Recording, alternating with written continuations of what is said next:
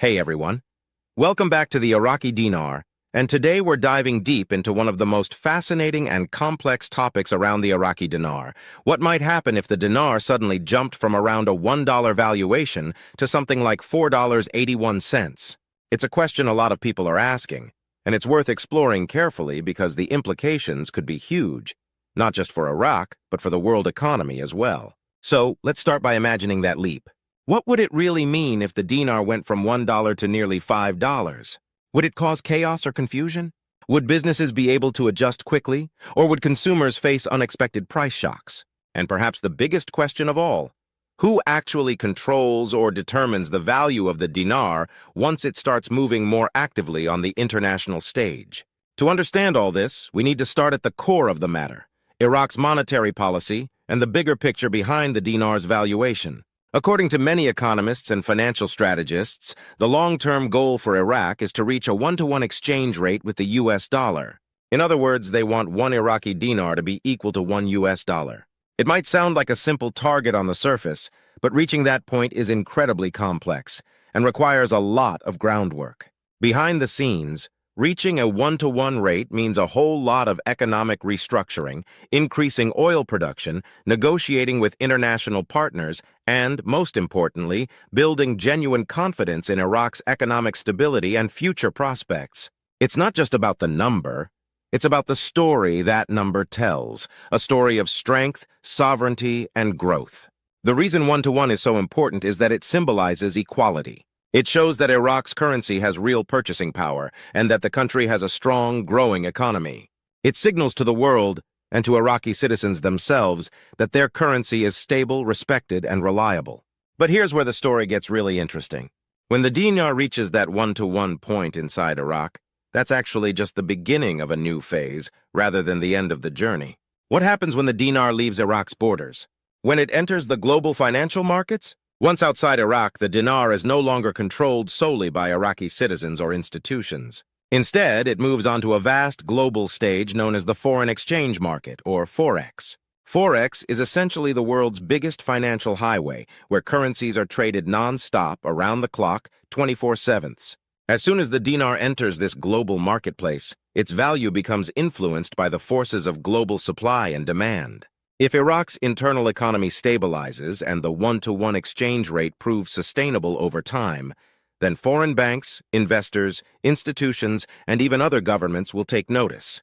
The Iraqi dinar will be seen as a stable and potentially appreciating asset, making it very attractive. What this means in practical terms is that although the dinar may be fixed at one-to-one inside Iraq on the open global market, its value could increase naturally. We might see one dinar trading for $1.50, $2, $4, or even higher outside Iraq. This kind of increase wouldn't be artificial or forced.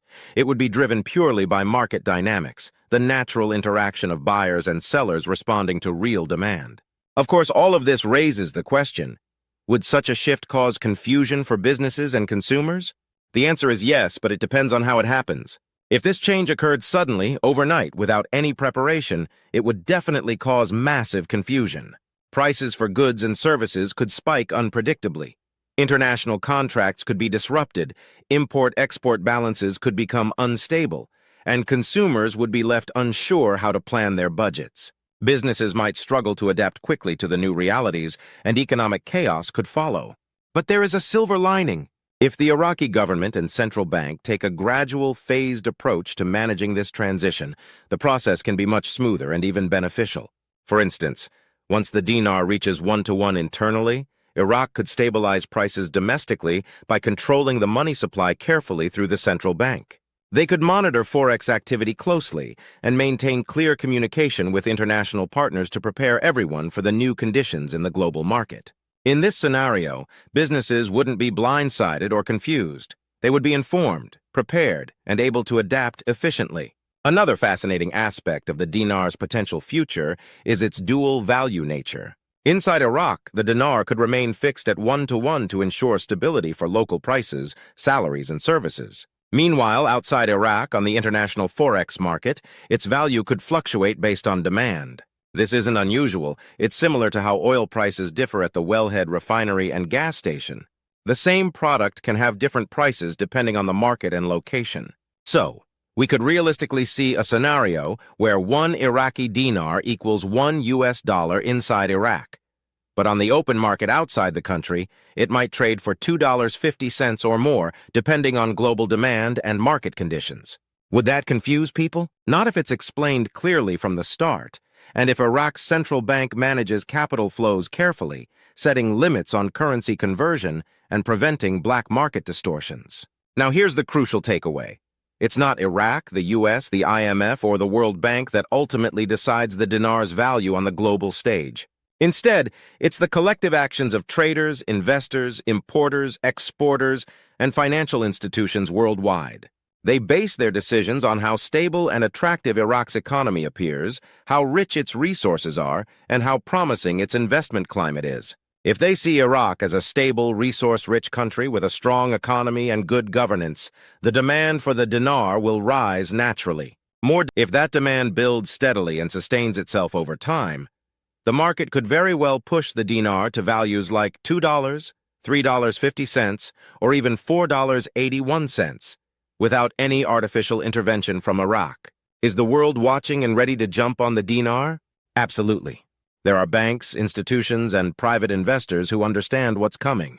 They know that Iraq has the world's second-largest oil reserves, a young and educated population, and strategic ties with major global powers like China, the US, the EU, and the Gulf countries. They see a country with a vision for modernization and economic reform. Today, the dinar is undervalued, not because it lacks real economic value, but because political and economic systems haven't caught up yet. When they do, and confidence shifts, it could unleash a powerful wave of investment and growth. So, is a $4.81 dinar realistic? Technically, yes.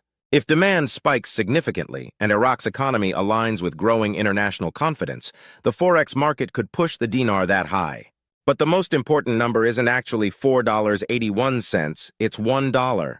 Once the dinar hits 1-to-1 inside Iraq, that's the real trigger point. That's when everything changes.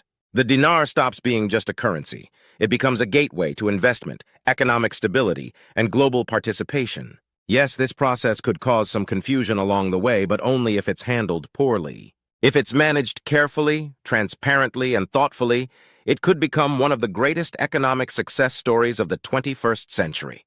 That wraps up today's deep dive into the Iraqi dinar. If you found this explanation helpful, please give it a like, leave your thoughts in the comments, and share it with others who are closely watching the dinar's journey. Don't forget to subscribe so you don't miss future updates.